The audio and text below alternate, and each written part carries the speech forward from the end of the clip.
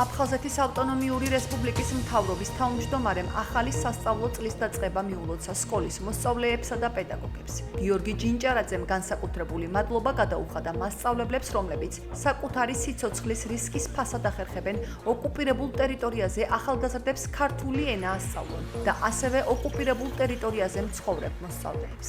დღესვე აფხაზეთის მთავრობის თავმჯდომარე აფხაზეთის განათლებისა და კულტურის მინისტრთან ერთად ზუგდიდში აფხაზეთის ნომერ 1 საჯარო სკოლას ესტუმრა. გიორგი ჯინჭარაძემ და ბექა ღვაჩლიანმა პირველკლასელები თავად მიაცილეს საკლასო ოთახამდე და წარმატებული სასწავლო წელი უსურვეს.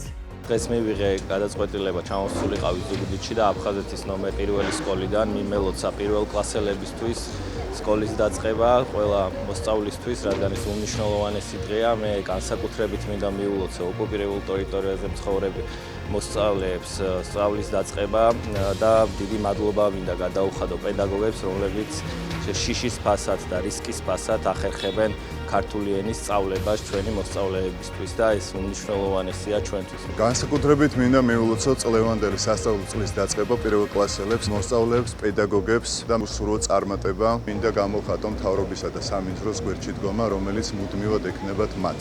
მინდა ყველა მოსწავლეს მიულოცო სასწავლო წლის დაწყება, მინდა წარმატებები უსურვო მათ, წინსვლა, განვითარება. მთავარი არის ყველაფერი მოვიდომოთ და ისე გავაკეთოთ, რომ ჩვენიერი სასახელო ადამიანები გავხდეთ.